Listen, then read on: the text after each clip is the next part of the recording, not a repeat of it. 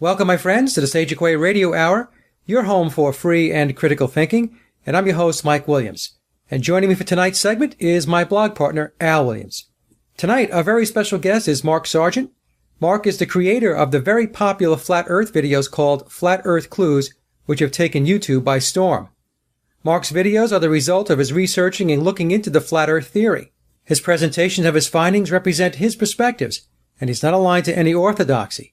Mark, through his videos, is simply presenting his ideas and thoughts on how a geocentric or Earth-centric model might work versus the current heliocentric model that permeates our current understanding of Earth's place in the cosmos.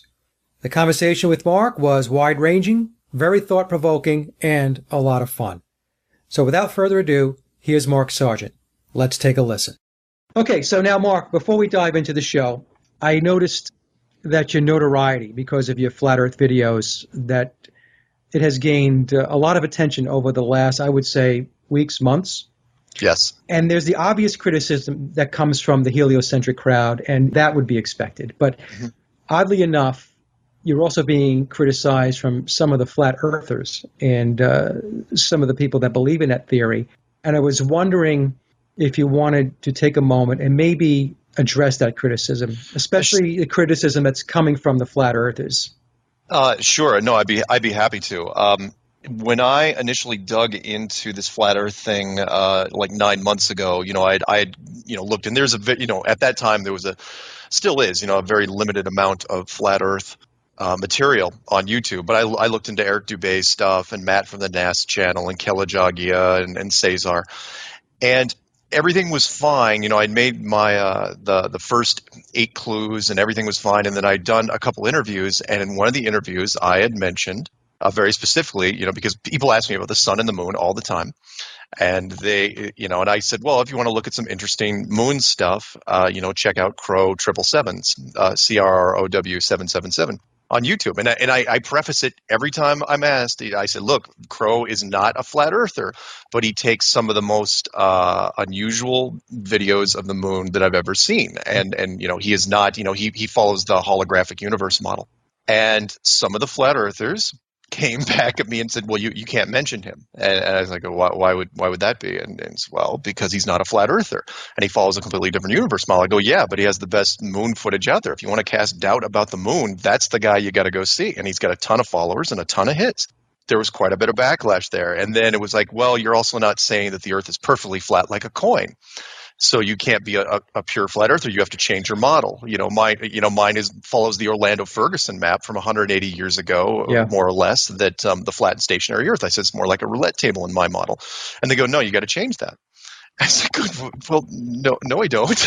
It's my model. And so they said, well, you're obviously a government employee and a psyop, and we're going to discredit you. And it's like, okay, fine. If you want to say that, I don't mind if they say that I'm not a traditional purist flat earther. I don't mind that. Calling me, though, a government employee is a whole nother thing. I don't work out of an NSA office. I'm up here in Boulder, Colorado, just sitting in my house. Nothing special. But yeah, it's gotten a little heated over the last couple of weeks, especially in the last week, actually. And so, in fact, the last interview I did, literally, I titled the name of the interview, Is Mark Sargent a Shill? The person that came at me was a very, very strong Eric supporter. And it's like, all right, bring it on. I'll put out the interview. I've got nothing to hide. So I've had this discussion with other guests where they bump into the similar types of things. And it comes under the umbrella, if you do not think as I think, then you're not thinking. And you can't be in the club. So that's very unfortunate. It happens, and again, I put the olive branch out there. I am trying to, but again, there's these sticking points, which I think both sides know full well that we're not gonna. It's like, look, I'm not changing my model just because you say so. Eric's videos I know he wrote a book, but I didn't know that when I was doing it, and his videos have only been out like they're 4 months. Yeah. So anyway. I'm still not going to say anything bad about the guy. Not going to do it. Yeah. No, don't go there. And it's your perspective, and it's your prerogative to give your thoughts on the topic. So anyway, so with that, Mark, I was wondering if you could just tell us a little bit about your journey in life and how you came to research the flat Earth. Sure.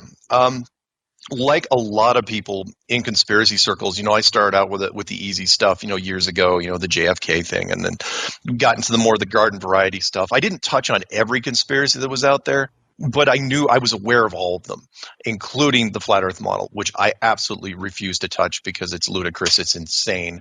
Nobody in their right mind would ever look at it because it's considered not only an archaic religious belief, but from a scientific standpoint, because of the way we're conditioned, it's considered just ridiculousness. It's horrible.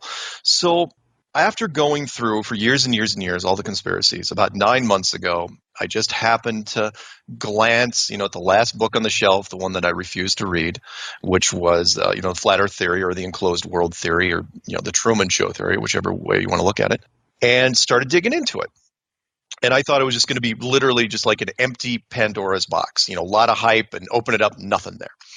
And as I was looking into it, I started digging into, some of the YouTube videos, especially, and, like Eric's stuff and Matt from the NASA channel. And some of it started to make sense. So I dug around and did some research on my own. And by the time about, 8 weeks ago, I had this moment of clarity where, for me, it was like, the flat Earth stuff, it sounded kind of like a staticky radio station, and all it really needed, in my opinion, was some structure. So I woke up one morning and I had the narrative in my head.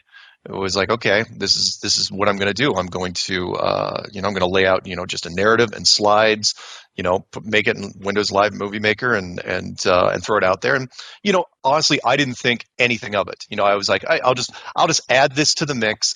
Nothing's going to come of it. And for some reason, it just resonated with a lot of people. Even though I did everything I could to minimize the footprint on YouTube, I didn't allow likes and dislikes. I didn't allow comments. I didn't monetize anything. Everything was real generic. But over the last 8 weeks, it's been amazing the response I've gotten. I instead of the hate mail that I thought I would have gotten and crank phone calls because I put my email and my real phone number. Yeah, I saw that. at the end of every video. You're a brave man. People keep saying that, but it's not it's pretty true. risky. No. It was initially done because I really wanted to avoid the shill label. Yeah. It's like, that's one of the easiest ways. It's like, look, put your real phone number. In fact, by number 10, I put my actual home address. Nobody's knocked on my door yet, but I'm sure it'll happen sooner or later. But the people I haven't even gotten a crank call in the middle of the night. It's been very, very positive. Yeah. And, the interviews have been real steady and it's like fantastic, wonderful. And with it comes, the other side of it, because people say, well, where did he come from? He came out of nowhere. It came on too fast, and there's got to be a agenda. It's like, no, man, I'm not selling T-shirts or coffee mugs or anything. I'm just for me, it was just getting the word out there. But it's been a real interesting journey so far. It's interesting because you tell me if I'm wrong on this, but I watched all 11 segments, and it was very interesting. I had just stumbled upon it. Yeah. When I first looked at it, I thought to myself, the same thing you thought. Oh, God, please. Okay. And so I started watching it. I watched the first segment. I'm like, well, that was interesting. And so I went to the second one and the third one and so on. And so the gist that I got from your presentation is this. And again, correct me if I'm wrong. Sure. I'm viewing this as your perspective based upon your research. It's Yes. a narrative. You're not claiming it to be fact or gospel or hard evidence. You're just saying, look, I've researched this, and based upon my research, I've drawn the following conclusions. Yeah. If you agree with me, fine. If you don't agree with me, that's fine also. Am I wrong? No, you're absolutely right. As a matter of fact, when I set out to do this initially, the one that kind of put me over the edge as far as doing digging into it deeper was Matt from the NASA channel, that little narrative that he did when his girlfriend did that thing where he was sitting on the couch and he was talking about how he was a NASA employee. And I thought that was such a wonderful story. True or not, I wanted to snuff it out. I was like, well, this should be easy enough to disprove, because, and that's what I did when I was building this model. When I was trying to figure out the inner workings of it, I said to myself, well, if I ever get to a point where absolutely I cannot get past a hurdle, it's like, well, obviously it's not, not flattish or flat because of this, then I'll just quit. And I never got to that point. And I also said the same thing with the clues when I was making the clues. I said, if I ever get to a clue where it just, because I play it back and I watch it before I release it. Right. If I get to a clue that I don't like, I'm just going to walk away from it. And I never threw away a single clue, which was amazing to me. I thought for sure I'd get to a clue and I'd be like, this isn't working at all. But no, it all rang true for me. Now, you mentioned Crow, and Yeah. what Mark is referring to for the audience is Crow Triplehorn, who has a YouTube channel that's Crow. It's CRROW777. And you're referring to his discovery of the lunar wave. The lunar wave, yeah. Yeah, Fantastic stuff. It's really incredible stuff. And what's interesting about it is that along with Crow, I believe there are 7 other amateur astronomers that have filmed the wave. Yeah. And they have ruled out that it is an anomaly with the camera and the lens and all that stuff. And according to Crow, he's had some very, very smart people look at it and take a look at it and understand the equipment he's using and so on. So it's interesting to me that you are getting pushback because you are bringing into the equation the fact that Crow has this discovery and he's put it out there. Yeah. And to me, it's fair game. I mean, why would you not look at that and consider that and say, okay, so what's going on with the moon? Yeah, exactly. And I've put out to the Flat Earth Society. Well, there's 2 Flat Earth Societies now. And if you know the Monty Python world, it's the Judea's People's Front versus the People's Front of Judea.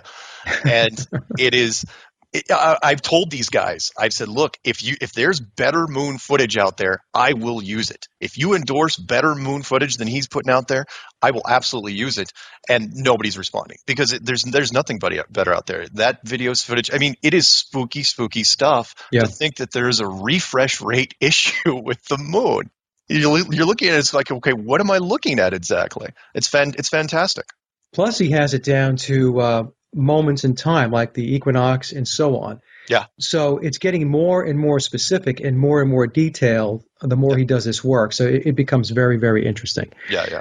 The other thing, too, and we'll get more into this, I was just telling Al before we had this call that, and you're probably aware of this, that the University of Colorado Boulder had announced back in December of 2014, they claimed that there's a protective shield. Yeah. Similar to the force fields. This is a quote you might find and see in Star Trek.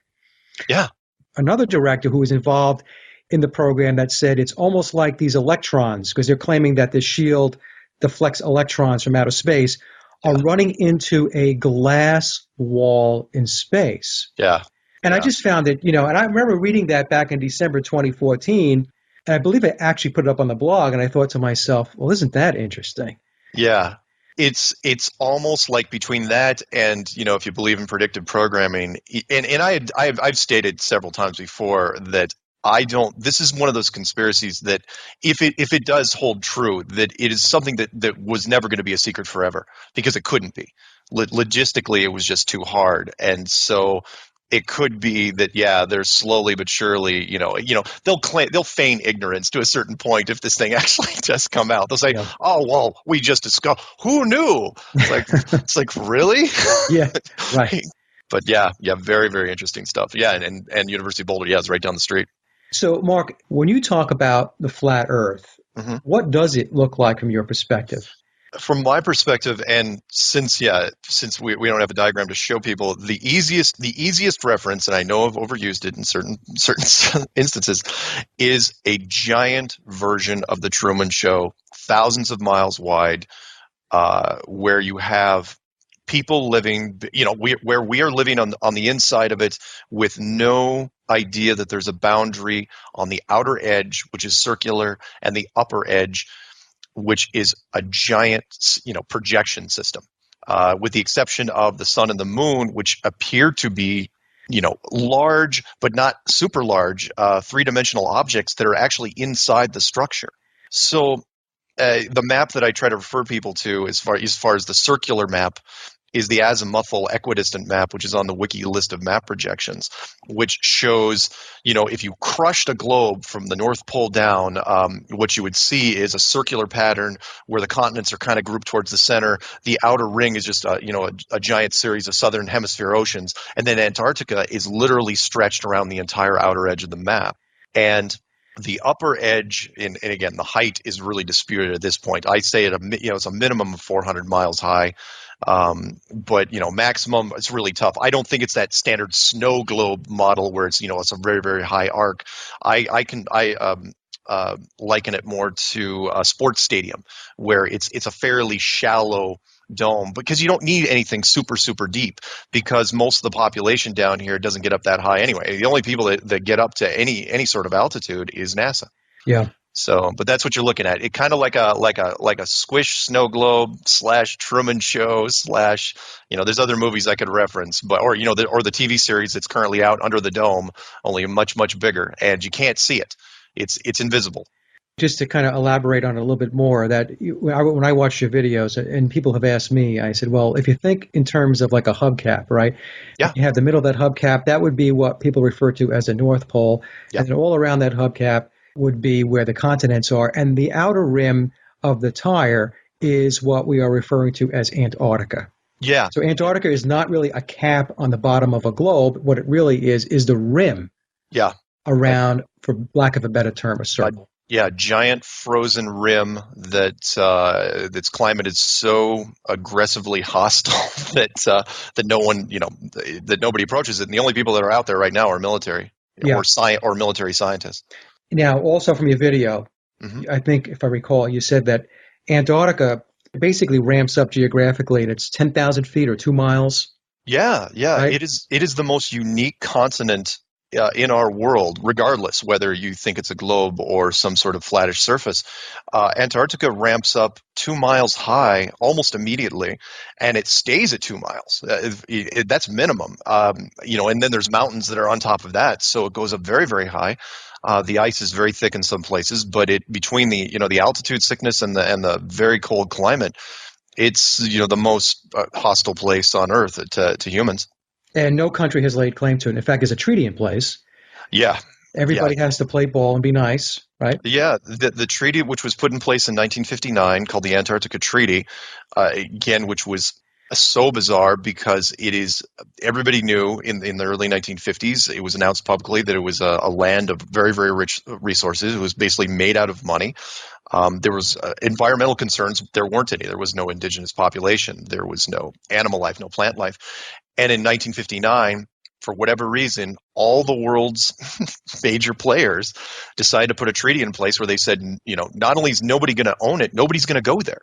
No corporation is allowed to go there, and the treaty isn't even up for debate until, I believe, 2041. Right now, and it's ridiculous. There's no way that happens in our world. And it is a no-fly zone.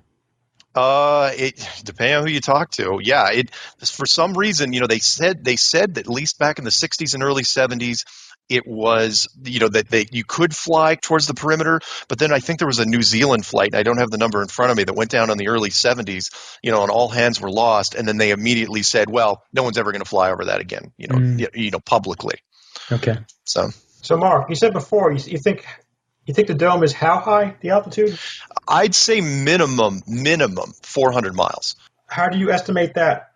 I estimate that based on the high altitude nuke tests that they started in 1958. And for those people that didn't know, there was no rocket program anywhere until 1957. And then within a year of that, and that was the United States and Russia, they were the only ones with them at the time. Then they started putting atomic weapons on the top of them in 1958 and started firing straight up and doing high altitude tests. Now, I use the 400-mile minimum because, if I'm not mistaken, and I don't have it in front of me, I think one of the highest shots they did, and again, you're going to have to believe the military on this one, they said was 400 miles. And then all the other probing shots, and they did a high altitude atomic testing for 4 years. So from 1958 till the end of 1962, and then Russia and America, the USSR at the time, they both concluded, they both stopped firing on the exact same day. And don't think for a second it was just one of those peaceful moratorium things. That was arranged. It's like, all right, we give up. We've mapped the whole thing out. At least in my opinion, it was like they were painting the sky. So Right. anyway, that's the long version of where I got the 400 miles. I mean, I know there's some people that say it's much shallower, but there's also a whole bunch of people that say it's much deeper. Right. So it's like I kind of got to play the gray area on this. Yeah, because I was going back to what Mike was saying before about that shield they found. That shield is actually on the inner edge of the outer belt of the Van Allen belt is where they found the shield that Mike was talking about before, that the University of Colorado. It actually is on the edge of the Van Allen belt. And to your point, for me, I was even having a hard time with the Van Allen, trusting the Van Allen belt discovery. One, because it was discovered by a NASA employee, not a coincidence. Right. And two, when it was discovered in 1959, was also the same year they shut off Antarctica permanently. Right. What I'd like to say is, I believe in coincidences. I've just never seen one.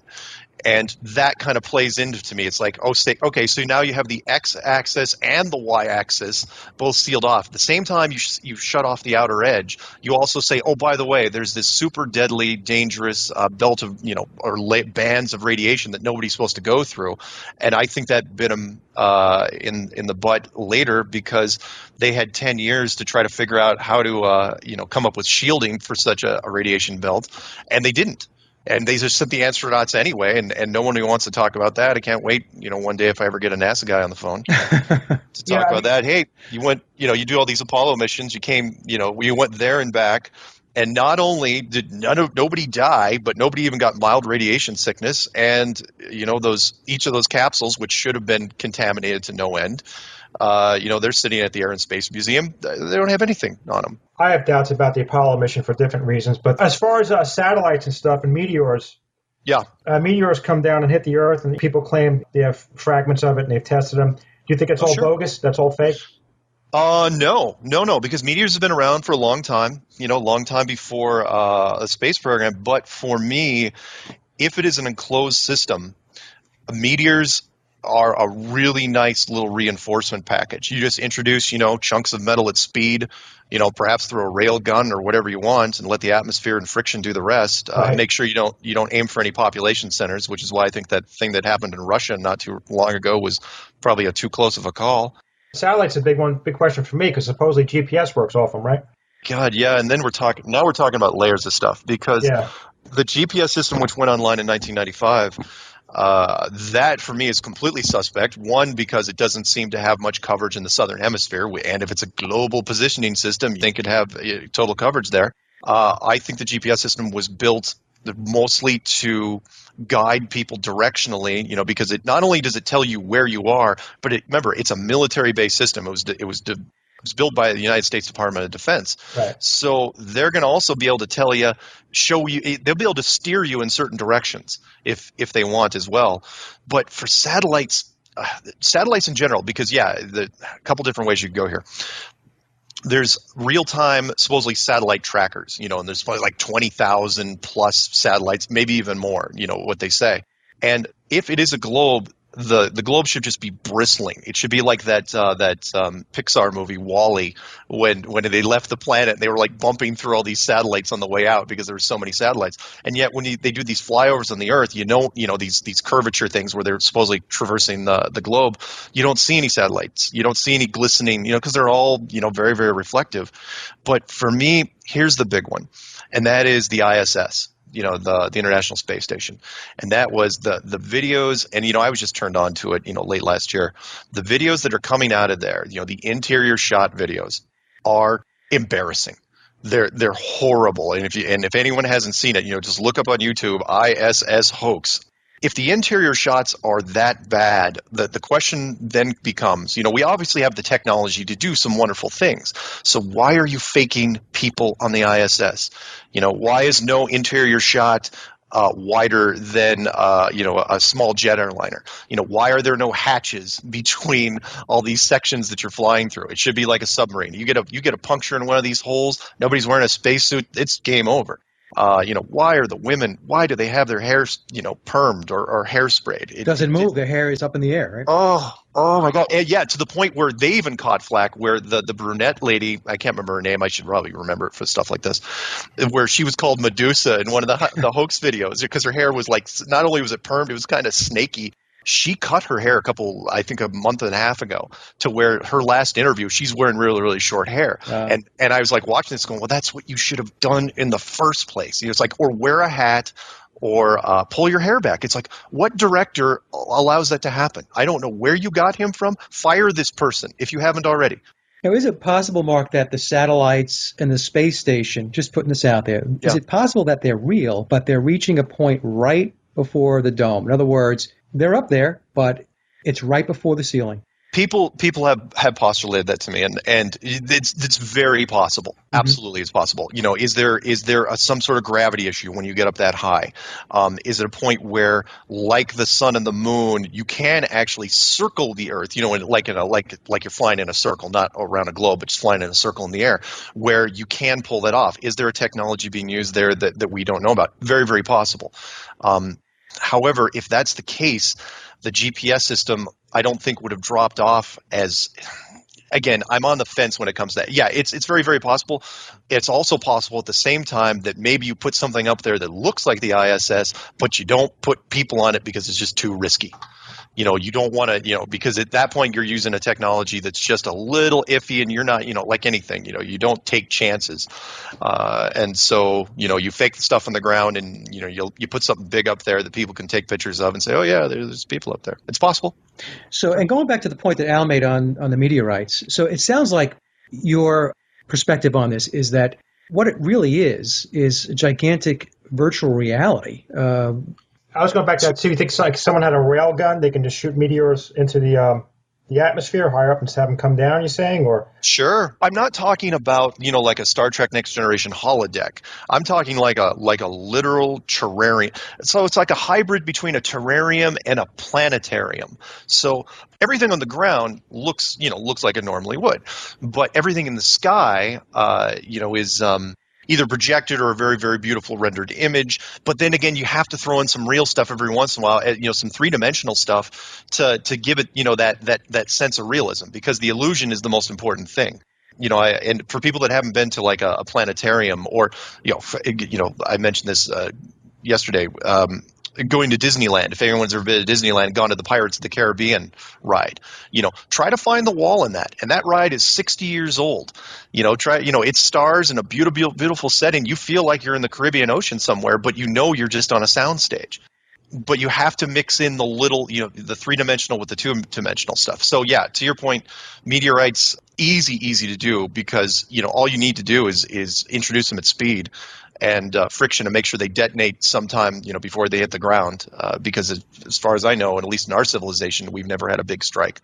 And all the craters below hand, because people say, well, that big one, I think it's in New Mexico or Arizona, that was before us. So, that could have, been done by the older civilization, or could have been designed before we were introduced. Yeah. Well, it's interesting because if you sit in a planetarium and you look up, and they project the stars, it looks very real, right? Yeah. I remember going to planetariums more so when I was a kid, and I remember sitting there in awe because I would look up and it looked exactly the way it looked if I was sitting in my backyard and looking up at the sky. Yeah. I don't know. I think that your position on this is that the stars, the constellations, the moon and the sun are you saying that they are projections? The stars and the planets, for me, would be a planetarium type scenario. The moon and the sun, though, are completely different. Because they're so much larger in the sky, you'd want to put some extra detail into that. So, the sun is a projection system of its own. I have little doubt that it's a 3D object, not, of course, 92 million miles away, and, the moon not 237,000 miles away. But the moon, for me, is also it's its own projector, a lesser light, because, you'd have to do it at the very least to do the lunar eclipses, the blood moons. You'd have to have its own projection. Some people say, well, it's projected upon. It's like, you don't have to. From a design standpoint, it'd be easier just to make it self-contained, like the sun, just way less bright. Is it possible, though, Mark, would you be open to, let's just say that it's not a projection system with regard to the stars and constellation, but it's basically they're outside the window. It would be like, I guess the analogy I could make is right now I have a window by my desk and I'm looking outside and there's a tree. And the tree is not being projected. The tree is there. but I see it through a window. Is it possible that space and the constellations are there, but we're seeing it or watching it through a window? Of course, it's possible. And that was one of the first questions I got, when this thing started was, is there space? Is there space outside of the structure? And my argument is this: it's like it's very possible, but from everything I've seen, it's not necessary. Meaning, if the structure is built small, if you're building small locally, you don't have to build big outside of that, because all you have to do is create the illusion of big and everybody buys it, which they do. So if you start small, you keep it small, you keep it efficient, you keep it compact. Now of course you could go big, but if you're going to go big outside, then why not make the whole, at that point, why aren't you doing a globe and a real solar system and the whole 9 yards? So for me, it's kind of either one or the other. Yeah, you could mix it, and some people have suggested it's like, okay, maybe we're on a much bigger plane and maybe the stars are real. For me, it's still just yes, absolutely possible. You don't have to do it. And for me, it makes it much more intimate. The stars actually may be real objects from a holographic standpoint, or could be, tiny physical objects. But for me, there are stars and are galaxies. I don't go into the big realm in this model. What's also interesting is you mentioned the moon, and the moon is much closer than we're told, and the sun and so on. And, that reminds me of some work that Crow did also. He actually did an exercise, and he put the video out there where he actually did some comparisons mathematically with, say, craters on the moon and how close or how far they would actually have to be if you can actually see them through a certain telescope with a certain lens magnification and everything else. And the conclusion that he came to was that the moon is much closer than we're being told. Yeah, I have no doubt whatsoever that the moon is close. It just feels closer, not just because of his videos. I mean, I was a little skewed because I spent the last 3 or 4 years looking up, because the Colorado night sky is very clear because we're at high altitude, and I've spent the last 3 or 4 years with night vision binoculars, just looking up and around. And even before I got into the flat Earth models, I was looking up there and I was going, if you get your eyes adjusted well enough with night vision binoculars, you're looking up there and you're going, wow, if you didn't know any better, you'd confuse all those stars with some sort of textured ceiling. And for me, looking at the moon, it was like, wow, that thing looks it always looks closer than what it is. But it is what the authority tells us it is. If they say it's 237,000 miles, who are we to question, right? Yeah, and that's even if people even know the 237 number. Yeah. Most people are oblivious. They just don't care, they don't give it any thought. Mark, in Alan, relation to the orbit of the sun, I watched a few of your videos, so just explain how you think the sun... Account for sunrise and sunset? Yes. Okay. And change in seasons, because supposedly, the sun's orbit contracts and expands. And excellent point. So this is where the pure flat Earth groups come into play, because they say, well, if it's flat like a coin, here's how the sun and the moon, revolve around. The sun is literally doing, a kind of a circular pattern, but it changes slightly every day to account for the seasons. In the model that I use, which is based on, the more or less the Orlando Ferguson one, if there is sort of a roulette table hump in the center, that really, really helps with the sunrise and the sunsets, from a light standpoint. And there's some animations out there. I'm still trying to get a computer graphics guy to come up with a better one than the ones that are out there before I got involved. However, when it comes to the seasons, what you're talking about, remember, as far as the sun and the moon and the stars and the planets, they are, for lack of a better word, just a giant clock system. Now, the sun gives off heat, yes, absolutely, and it moves in the sky. It takes either the path. If you're looking at it from a circular top-down point of view, it moves in and out. The track changes, but it also is not the only thing that accounts for the temperature models that are in this enclosed system. There's other work at play here. There's the molten rock systems at play. There's the underwater conveyor system. There's the jet stream. Between those three things, and I kind of treat it like a car. You have your heated seats in your car, you have your air conditioning in your car, you got your windows, you got your sun coming through the front windshield. Between all these four things, everything kind of works in tandem. And for me, the sun and the moon, when it comes to the seasons, they're really just markers in the sky. as far as, I mean, yeah, the sun, everybody knows the sun gives off heat, but it's not the only process that affects the weather on this planet. And for me, it's just the sun is, it is literally just a giant clock system that lets us know when the seasons are. Now, how about the precession of the equinoxes? People will mention that to me. Same with the Coriolis effect and everything. All the stars you see in the sky. From a model point of view, when it comes to building this stuff, and I can only say it's coming from a game environment, we can do this now in simulations, on a much, much smaller scale. You can't do it necessarily in planetariums. That's a little older technology. But in game technology, or entertainment technology, you use programming instances. So basically, you can change perspectives of the stars. So people think they're looking at different, they're looking at the same sky, but they're not. Right.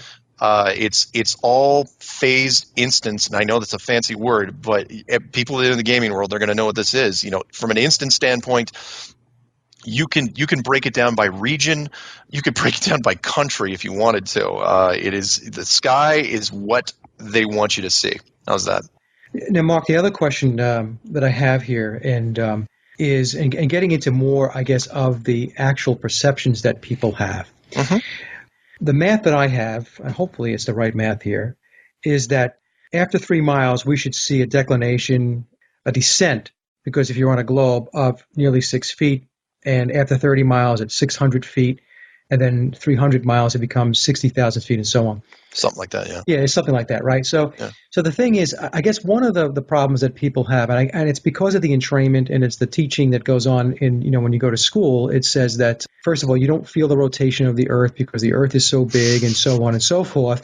Yeah. And the thing is, I was having this discussion with Al before, and he disagrees with me on this, but I remember I would be sitting at a beach, and I would have a pair of binoculars, and I would watch a sailboat moving away from me. Yeah. And at the time, I didn't think about it, but as I'm watching it, that sailboat eventually disappeared, not because it descended along the curvature of the globe, it just basically was out of sight.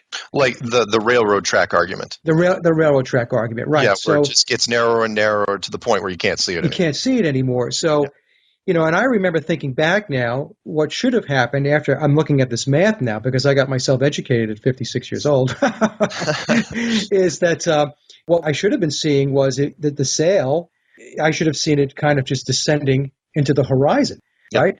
Yep. And I don't recall seeing that. And the other thing I mentioned to Al before we got on the call here was I did a lot of business travel for over 30 years. And I would be in the airplane at 30,000, 33,000 feet. Mm-hmm. And I would look out the window, and I never saw a curvature. I would look at the horizon, and it was flat. Yeah. So, I mean, I just want to get your thoughts on that.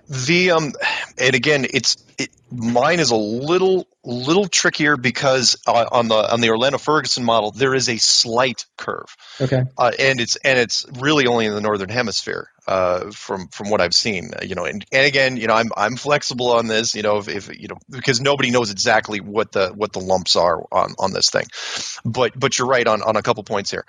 One, the ships, and I encourage people to because more people are starting to do their own tests now. There was a test done, I think, in Great Britain years and years ago it was done on a canal where it was like 6 miles and the curvature should have gone down like 16 feet in 6 miles. And again, there's so much discrepancy. People have a hard time getting consensus just exactly what the curve is. But they said at that point they could not see any curve. And there's a lot of neat videos out there that are just coming out this year, 2015, for whatever reason. It's a weird year, where there's people taking really good high-def zoom cameras, and they're putting it at beach level, say 3 feet high, and they're taking pictures of shores that should be, they're a good enough distance away to where you shouldn't see the entire shoreline. Right. It should be bent up, and they're seeing, sure enough, the entire shoreline. Yeah. And so and it really depends where you are. When it comes to the ship stuff, I've also seen the same thing where they're taking pictures of tankers, which you can't see with the naked eye, but it appears that you're seeing the entire hull of the ship. So it's a tough one, and it's one I didn't really include in the videos because it's more difficult for people to get their heads around, and the evidence for me just wasn't as conclusive as I would have liked. And by the way, from my perspective, what I'm saying is not scientific for the audience. It's anecdotal. I mean, these are my observations, and this is why this topic piqued my interest. But Al, I think you're going to say something. Yeah, it piques my interest too. Because I mean, back to the point before, people taking high-powered telescopes or whatever on the beach. In theory, then someone can sit on the coast of Angola, point across the ocean, and see Brazil, right? Yeah, that is the old argument. And if somebody actually had the ability to take an observatory telescope and make it go horizontal, that would be very, very interesting. They should do it. But somebody should do it if it was very possible. I think also, from a testing point of view, it's interesting because if you had the GPS system in effect and you said, okay, this boat's at a certain point, we should not be able to see it anymore, then the telescope shouldn't be able to see it either. Because it shouldn't make any difference. Because it doesn't matter how powerful the lens is. If the curve is truly, a certain rate, the boat should be absolutely cannot be visible. Right. But sorry, I forgot the thing that you mentioned before about the airplanes. At 30,000 feet, I would look out the window. I would look at the horizon, and the horizon was flat. I didn't see a curvature. Yeah, and there's a whole bunch of weather balloon footage that's been coming out again this year. And it really depends which footage you look at. Because, like, if you look at the famous one that was covered on national news, big shock, by Red Bull, that was done with a fisheye lens. Everybody knows what a fisheye lens is. And I'm not necessarily saying it's sinister. That people like using fisheye lenses at high altitudes because it gives them a better perspective. Right. But it also creates a false plane. So, it artificially creates a curve. And you know this because when you're down on the ground, you're still seeing a curve, a sharp curve. That's why they call it a fisheye lens. But there's all sorts of other weather balloons that are people putting up there, and they blow at, 120,000 feet max, maybe 130,000 feet. And those people, the independents that are showing up there, they don't show any curve at all. So I got to call out the Red Bull guy because before the camera that was inside the capsule, before he jumped out, when he was looking out at the plane, that was perfectly flat. And then they changed, they went to a different camera as soon as he left, and it's like, oh, then it's all curvy. On the same token, I mean, I sent the video to Mike. I mean, I guess people might say it's a fake video, but it's a Lockheed U-2 flight at 70,000 feet. Yeah. It shows a curvature. It could be fake. It could be the lens. Well, it wouldn't necessarily be fake. I mean, it was a U-2 plane? It was a Lockheed U-2 flight, 70,000 feet trainer video. It was a guy piloting it. There was a guy in the back, some British dude who was basically filming it. And they showed it from basically low flight up to high flight. And well, we can send the link over to Mark. I can look it up. It's cool. But my first impression, okay, so it's a spy plane footage? That's the, it's not exactly objective in my opinion, but I'd be more than happy to look at it. Absolutely. So, Mark, one of the things I think that we probably should just talk about a little bit, and I want to be respectful of your time here, is Admiral Byrd. And I don't have to spend a lot of time on it, but okay. Because that was a big piece of your video, because Admiral Byrd, he made his excursions down to Antarctica. He did it a few times, mm-hmm. and he's actually a major player, whether he meant to be or not. Oh yeah, right. In this whole theory, because of his trips he made to Antarctica. So could you just take the audience through that a little bit? Oh yeah, this man should have had movies made about him many times over by now. This guy not only was the greatest American hero when it came to exploration.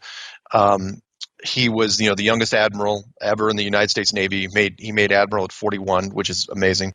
And he is mostly known, and I just kind of dug into it because I used to be a Hollow Earth guy some years ago, maybe 10 years ago, because the Hollow Earth story is really, really great, and it revolves around him. Right. In 1926, he took a plane up to the North Pole, and the story, the official story is, well, he just went to the North Pole and back, but the unofficial story is that he found some sort of opening in the North Pole, which could have been, that top of the roulette table, bump or hubcap, and that he went inside and he found an entire another, race of civilization, a race of giants and, kind of a land of the lost, journey to the center of the earth type thing. And it was a fantastic story. And, other things have been kind of based on it, but nothing, from a factual account. And then right after that, you would have thought he would have continued that. Right after that, he was sent down to the South Pole in 1928. And from 1928 till his death in 1957, his entire career, the rest of his career, was spent at the South Pole doing major expeditions. And it was like he was looking for something. But I don't even know if he was in on it. I'm kind of on the fence. For me, it was like I knew that, there's some secret societies out there that knew what the world looked like. Fine, if it's not perfectly flat, that's one thing, but it wasn't a globe, and I think some societies knew it. I think he was their point guy, and, like sending Indiana Jones, if he worked for the government officially, and just keep sending him out there. And so from 1928 till 1954, he was doing these expeditions in Antarctica, and it was almost like they had given up looking for it, because in 1954 he comes back on CBS television, and there's a YouTube video, and I think that just came out like last year. We were so fortunate to have it, where he goes on a CBS show, and he says, "Oh yeah, by the way, Antarctica is the most important place on Earth for science. It's got enough coal to supply the entire world. It's got oil, it's got minerals, it's got uranium. Every country's down there. Everything's super great." And he even discussed the next expedition, which was coming up in 1955, called Operation Deep Freeze, which he was going to lead. And then he goes down and does Operation Deep Freeze in 1955 to 1956, and there's Murphy's Law for you, because at one point they were going to make a ton of money. That was the whole thing. It's like, okay, well, the Earth, apparently all the old maps are wrong, so let's just make money. And then, that's Murphy's Law. Well, then you find it, whatever it is, whether it's an edge, whether it's a big marker, where there's a bunch of frost giants holding axes saying you can't go any further, right. or it's spaceships. It's a dead end. Yeah, it's a dead end. You're not, and they shut off at that point. That's when everything got weird. In 1957, they start the rocket program. And I felt, people, depending on how you look at this, he died in 1957, which was only a year after Operation Deep Freeze. And for people say, oh, was it a cover up, or did they take him out because he was going to talk? And I go, okay, you can look at it one of two ways. Either from an explorer's standpoint, because he was the greatest explorer in the world, if he actually made it to the end of the world, well, that's it. At that point, he's like, in my mind, yeah, maybe he died of closure. It's like, well, I'm just going to have a bottle and sit in my chair and think about the good times. Or at the other side, it's like, well, maybe he was like, other people in the past. It's like, well, I'd like to go and talk about this. And they had a vote, and they said, no, you can't talk about this. And he disagreed. But either way, he only had to keep the secret for a year, which was great. But it's interesting, too, because he wasn't the only one that was interested in Antarctica, right? So we have the legend of the Nazis also. Oh, yeah. Down in Antarctica, right? Yeah. So Antarctica has always been one of those places that, it is a lot of legend, but we don't get a whole lot of hard facts. No. But it's interesting that these legends persist. Yeah. Operation High Jump, which he led, again, Admiral Byrd. The fact that the story goes that the remainder of the Nazi forces, especially the naval forces, went down to Antarctica, and similar to an Indiana Jones movie, where it was like they were looking for it too, right? Whatever it was. And so Admiral Byrd led Operation High Jump, which was a full-blown carrier group, 13 ships, 5,000 men, down to Antarctica in 1946. And people keep saying, "Oh, you should talk about that more." It's like, well, no, because whatever happened, and they absolutely took care of it. Because by 1954, it's like, oh yeah, let's just make money, So if they did engage the Nazis in 1946, fantastic story. Wish they'd make a movie about it, but we're never going to know that one for sure. That's the story where, and correct me if I'm wrong, where his ships were attacked by advanced technology, craft, yes. Right? Yeah, and the story goes, and again, whether you want to believe it or not, right. The story goes that the Nazis actually, ran into an advanced race down there and asked them for asylum, to the point where the asylum conditions were, well, if you go with us, you're never coming back. It's sort of a catch there. And see, I've been into the UFO field for a long time, so I'll admit I am very skeptical of the flat Earth theories, but sure. Yeah, that was a big reason I heard that whole area was off limits, is because of advanced technology, and alien technology. Exactly. And I would one of the be with reasons. you. Yeah. I would be with you on that as well. However, Antarctica, even if it's the size that they declare it is, we're talking about millions of square miles. Right. You wouldn't need to. From a government standpoint, you could set up some sort of perimeter. You could own it to where, it's a classified area, or you can say we're going to build a secret military base down here, or joint secret military bases. For me, it seemed bigger than that, because we can come up with cover stories for just about anything. We can seal off a big chunk of Nevada. That's no problem. Nobody cares. But to seal off something the size of South America, just abandon all hope and say, nope, nobody's going there. That kind of rings of something, unless it's an alien structure that's so large that it defies description. Yeah, I mean, that's possible. Sure. Yeah. I mean, one thing that I don't see it brought up a lot in the flat Earth theory. I mean, I'll be honest with you. I started researching it a little while ago, and Mike was telling me about it, and I started doing a lot of reading on it. And I'm kind of a technical person myself. I mean, one thing that I don't see ever really talked about is radio communication. Something like skywaves, which are used in shortwave radio transmission, which was basically discovered in the early 20s by amateurs.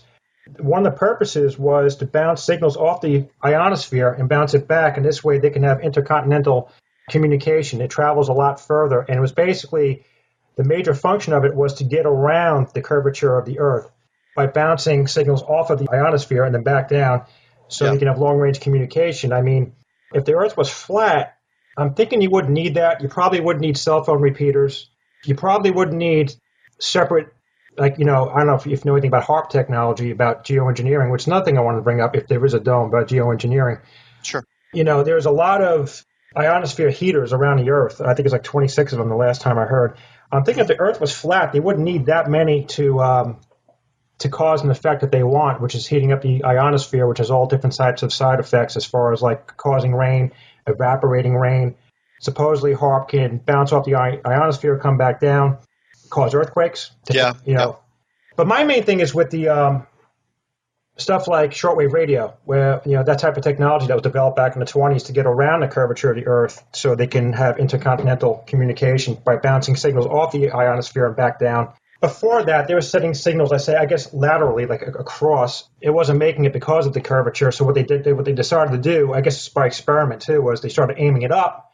It would go high up and then bounce off, kind of like an upside down triangle. You know what I'm saying? Starting from the point A, going up into the point of a triangle and back down at the point they wanted to. And that was their way of getting around the curvature, where if they set the signal straight without bouncing it up, it wouldn't make it, or be very weak, or they wouldn't receive it at all. So, have you ever looked into that? Out of all the emails I got, I think I had one guy. So you're in a pretty small group. One guy that actually mentioned something like that to me, and I hadn't dug into it that much. But to your point, because as you were rattling it off, it made me think. Yeah, bouncing stuff off the ionosphere is an interesting angle. But let's say it was even a more physical structure. Call it a force field, call it a heavy element, whatever you want to call it. Maybe bouncing it off, still bouncing it off accomplished the same effect they desired. Because remember, if they were trying to go for a globe, all they had to do was get successful transmissions. So if they did this, they would still fit into the globe model. But they did it because they thought it would work, and it did work. Mark, maybe we can switch gears a little bit and just talk a little bit about one piece that I found very interesting as I was watching your videos, and that had to do with the plane routes. So could you explain to the audience a little bit about what you found when you did that analysis and you had put that video up? That was one of those things where I didn't, I said when I was building it, I was going, okay, not only did I have to build it, and try to logistically work out, the details of everything, but I also had to figure out, it's like, okay, how would you hide it? Because there's some things you can't hide, some things that absolutely are very, the three rules. One is the space program has to be, fudged or faked to a certain, to a very high degree. The second thing is, of course, you can't get any pictures of the Earth from any decent orbit because, well, you can't get up that far. But the third thing was the plane routes, which is even though on an azimuthal map, which the United States government and the United Nations flag uses, even though those things aren't supposed to be taken literally, on a flat or an enclosed system, they are literally. And if you look at the map, it's a really, really interesting thing that Australia and South America, call it bad luck in design, are exactly, the farthest points on the map. And so, and I did not discover this on my own. I give credit where credit is due, and it was this German guy who had put some stuff out there. He goes, look what happens when you try to get, a direct flight from, say, Australia to somewhere in South America. And he goes, it's bouncing you all over the place. It doesn't make any sense. Why are there so few nonstops? Just a handful of nonstops. And I said, okay, I'll take this challenge. So I started looking around. I did the same thing. And the one that caught my eye, of course, the most was if you go from Sydney to Buenos Aires, and it goes through Los Angeles or San Francisco. It's like, because on a globe that absolutely makes no sense whatsoever.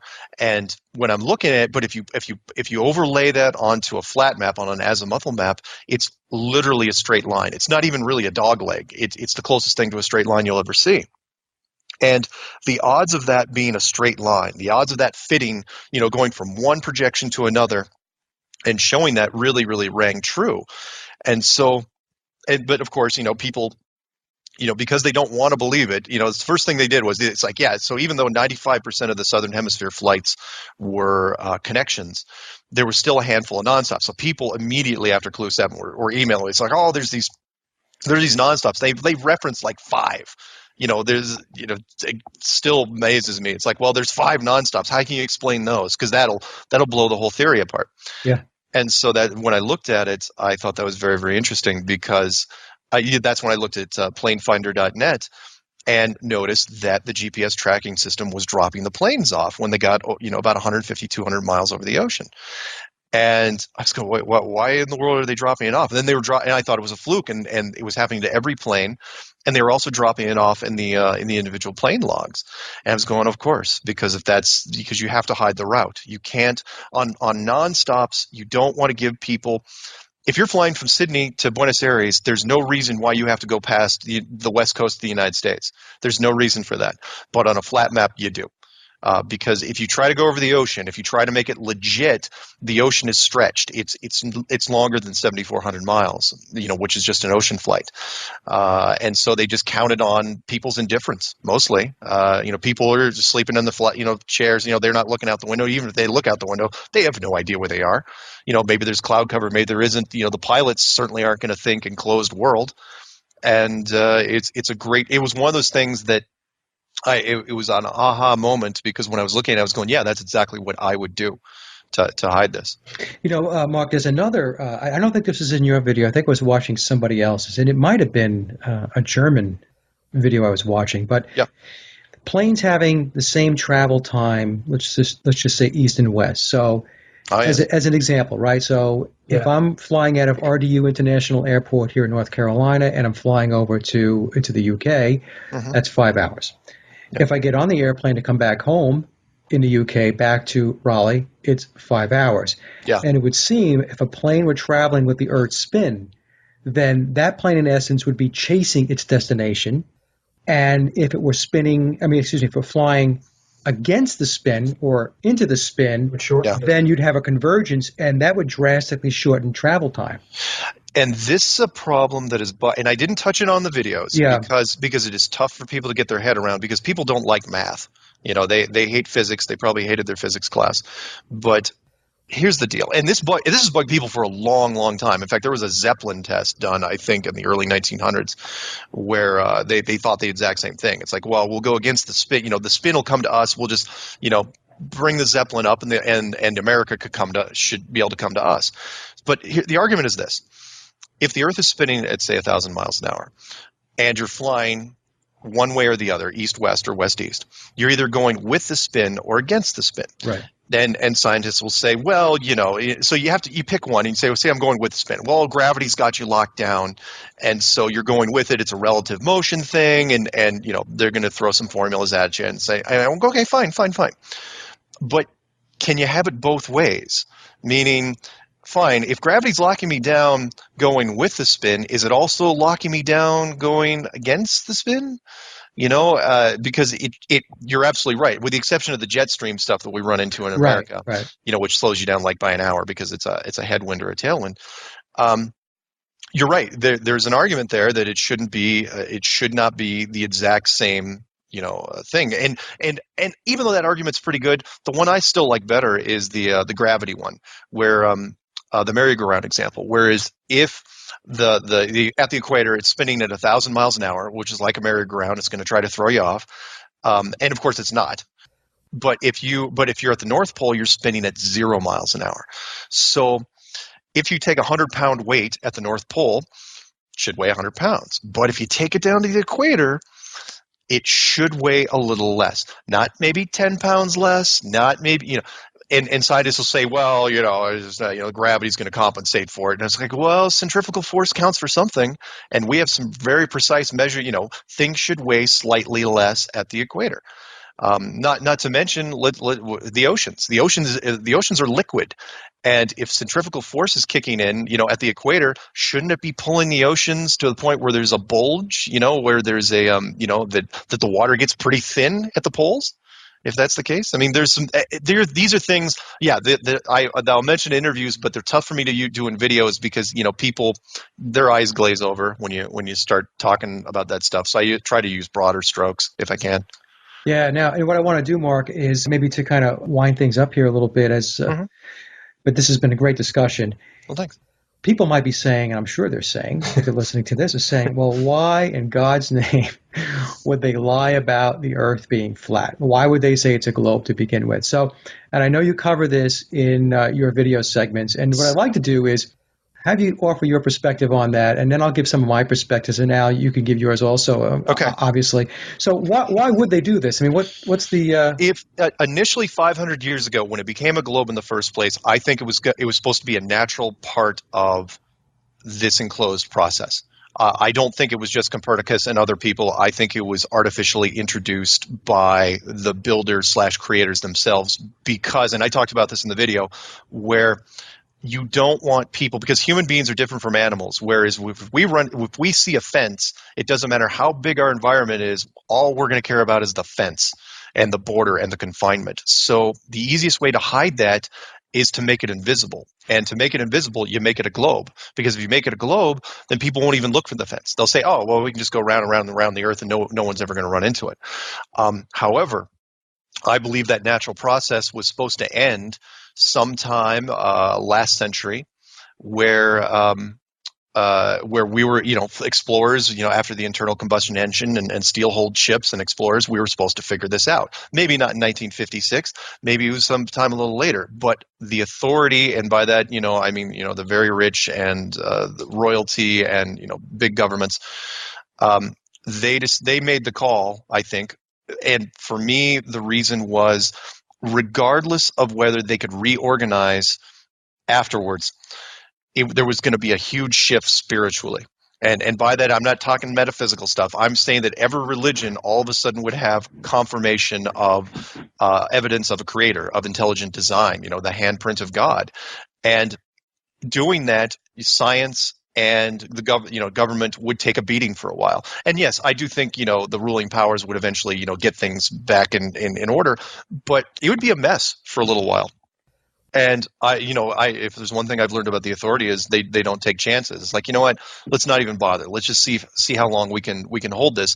So I think artificially it has been kept a globe for decades at the very least, but there may be a contingency plan in effect. So. Actually, you covered some of the same type of thoughts that I had, and I tried to think of some things that were outside of your video. Okay. And so, to me, it destroys mainstream science's theories on a lot of things. The Big Bang Theory, as an example, right? Yep. And today we read intermittently, science publications will come out and talk about finding the God particle, right? So in other words, still looking for God. Yeah, the CERN experiment. Yeah. Yeah. And the space program, essentially there would be no space program. And that actually was in your video. You had said that they would all go home and be on an unemployment line. Yep.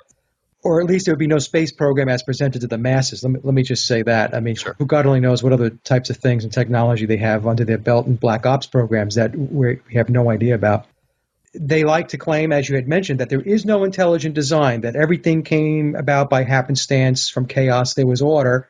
Mm-hmm. And of course, if there is an enclosure and the Earth is flat, then obviously that can't possibly be true because somebody or something had to design this pod that we're living on here, but that we call Earth. Yep. So none of their mainstream science and their theories and everything else would be possible if we were enclosed. And the way I look at it is, it would also mean that if they came clean on this thing, that the elites are as trapped, quote unquote trapped, lack of a better term, as everyone else, which would make them, well, not elite. Good Right? one. Yeah, Right? good I one. mean, so that's how I kind of looked at it. So at the end of the day, somebody would say, well, all right, Mike, so why would they do this? It's control. Yeah. It comes down to control. Yeah. Why give it up even temporarily? Even if you knew that eventually you could come back around and regain control, Right. Giving up control is not an option for these guys. Exactly. And they had the perfect opportunity then. It's like, if they found proof, it was like, I don't think it even took that long to make the decision. It was like, you know what? It probably was a really short meeting where they're saying, okay, here's probably what's going to happen. Do we do this? Nah, let's talk about it later. Unfortunately, like all lies, it spider webs out, and they have to spend more time and more money. So I feel bad for the NASA guys because they've just getting beat up the last 10, 15 years, but it's rough. One last question for you, and I should have asked this earlier. Okay. In your video segment, you had mentioned that there are no real pictures of planet Earth, that the pictures that we see the globe are composites. Yeah. Could you explain that a little bit? Oh, yeah, absolutely. Real quick, 15 years ago and it was right in front of my face. This shows you how good the conditioning was. 15 years ago when I was looking for pictures of the Earth from space, some high-res shots to put on some computer monitors in the tech support department I was running. And I go online, this is 2000, right? The internet's up, we're running. Do an image search from the Earth from space, and there's literally one shot. Rows and rows and rows and rows of exactly the same shot. And everybody knows which one this is. If you look up the Earth from space on Google, you'll know because it's the only one still out there. It shows a very cloudy planet, mostly Africa, the southern part of Africa, and what they're passing off as Antarctica. And I remember staring at this and literally looking at the screen because I was angry. I was going, NASA, you suck. How in the world are you not putting out more pictures? It's 2000, for God's sake. And the last thing, I would have never jumped to an enclosed world. Nobody would, right? So if you go fast forward 15 years to today, you Google the Earth from space, most of the pictures you will see, and by that I mean 90-something% of the pictures you will see are just composite images. If they aren't all Google Earth snapshots at this point. Google Earth was the greatest cover they ever could have made because it's a real-time, spinning around, but that's a composite image. And people don't know what composite images are. Look, that's just strips. It's pieces of a puzzle put together to make it look like a globe. But NASA has, go to a NASA site and look, there's videos on YouTube that talk about, what NASA, and NASA won't even put on the internet. They'll put them on their own site. And they're horrible. They're terrible. And the reason is why. If you've got tons of satellites and an advanced space program, why are there no pictures of the Earth from space? It is a staggering thing that goes right by people, especially now because they see these images all the time, but they don't realize they're not the real thing. In fact, the composites are better than real life. They're very, very clear. And also, I've always questioned this, and I'm sure somebody will write me and correct me and tell me how stupid I am, but the Hubble telescope, I mean, it's taking pictures of everything, nebula, distant planets, suns, and everything else, but it has never taken a picture of the Earth or the moon. Yeah.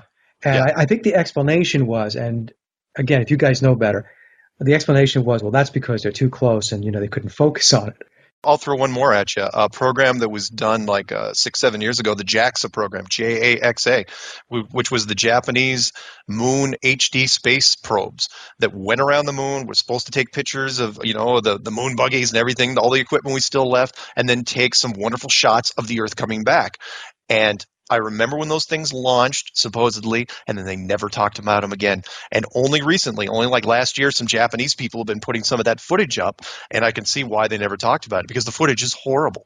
They're coming back over the moon, looking at the Earth, and it's in the distance. It's super cloudy. You can't tell where the continents are. And you're thinking, okay, well, we'll just fast forward, and there's going to be your full motion video of the Earth. No. Nothing there. And to one more point, and I know we're right out of time, but to one more point, there was somebody that mentioned to me, they said, you know what? Honestly, with the amount of gear that was supposedly out in space looking at the Earth, there should be a dedicated television channel that runs 24/7 that just shows a real-time rotation of the Earth, and people would subscribe to that thing. And I know they would. Absolutely. Forget about people forget it's like it's not just that there's no pictures of the Earth. Try to find full motion video of the Earth from space. There is none. And nobody questions it because it's like they're conditioned by the science fiction movies that Gravity that came out, Interstellar that just came out. It's like, oh, of course the Earth is a globe. Well, why? Well, because we saw a movie. Yeah, that's exactly right. It's like, well, the movie says this is how it's been depicted in movies, books, education, and so therefore it is. I'll tell you what, Mark, you're going to jam a lot of people's frequencies, and I know you are. Well, they had the NASA STS feed because I know a lot of guys caught some weird objects coming in where the feed would just cut off conveniently whenever a weird object would come into frame. Oh, sure. So they do have a live feed online for that. Don't know if they still have it on, but we put some stuff up on the blog about a guy who was, I guess he would sit there all day and watch this thing. I think it was Secure Team, right, Mike?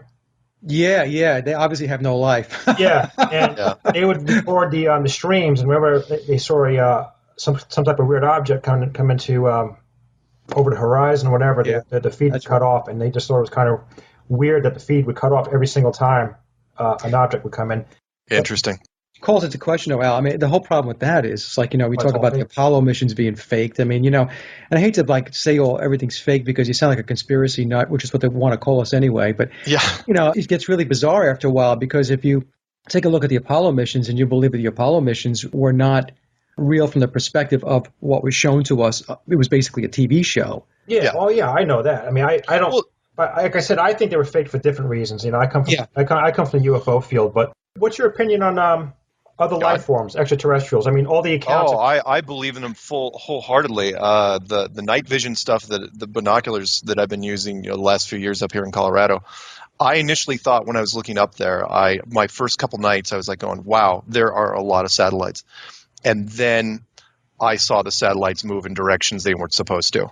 And, do all sorts of weird things, go ballistic, fly in squadrons. There's like an hour chunk between, there's an hour chunk of time any given night, which I call driver's ed, which just seems like there's nothing but training flights. And it may be a Colorado thing, but there's a lot of stuff up there. And from an enclosed world, it makes much more sense because, they could be maintenance. They could be the superintendents, as one person joked, they could be the janitors for all we know. The maintenance team. Yeah, but they are not, but they're not allowed to interact on a mass scale. That's for sure. They've got rules. So do you think they possibly are able to travel in and out of the dome, pass through it? Yeah.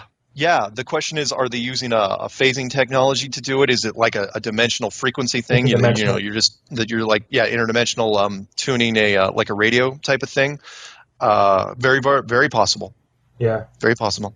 Well, Mark, this has been everything I expected it to be. I'm so glad that we connected because it's one of those conversations you could just have and just let it fly. I'm really glad that you accepted the invitation. So, thank you. I had a lot of fun. Yeah, and I'll tell you what. Anytime you want to come back, okay. Yeah, it was fun. Just give me a ring or email me, and we'll get you back on because you're going to pique. Like I said, you're going to pique a lot of people's interest, and you're going to jam a lot of people's frequencies. But so what? It's fun, right? Yep. Yeah, indeed. Good stuff out there. All right. Anything else, Al? No, that's it. I just come, like I said before, I come from the angle of the old UFO guy. But I definitely, believe me, I have no faith in NASA whatsoever. So if anyone's listening to this, I don't want you guys to think I believe everything NASA puts up. No. That's a very good question. I definitely think the Apollo missions were faked. I think, the Tonka toys they were showing you on TV was not the real deal. But the lunar module with the gold tinfoil on it? But I tell Mark, Mike is too. We're also like secret space. We're also into the secret space program type thing too. So I have a whole different theory about what's going on, but I'm not going to get into it here. It's for a whole different show. That's for I guess like a Robert Morningstar. Yeah. Yeah. All right, Mark. Well, you have a great day. Hey, you too. All right, man. All right, and we're going to have the show out probably within about a week, and I'll email it to you. And again, come back anytime. Fantastic. Thanks, guys. All right, Mark. Thanks a lot. And that concludes our interview with Mark Sargent, and I hope you enjoyed the discussion as much as we did. Mark's videos can be found by heading over to YouTube and typing in Mark Sargent, Flat Earth Clues. And as always, I'd like to thank everyone for listening and visiting the blog, Sage of Quay Radio, which can be found by heading over to sageofquayradio.blogspot.com, or by visiting our hub website at www.sageofquay.com. Also, if you get a moment, please take a listen to my album, Leaving Dystopia, by heading over to laboroflovemusic.com. And remember, live in truth and always serve creation. It's really that simple. See everyone next week. Be safe, enjoy, and God bless.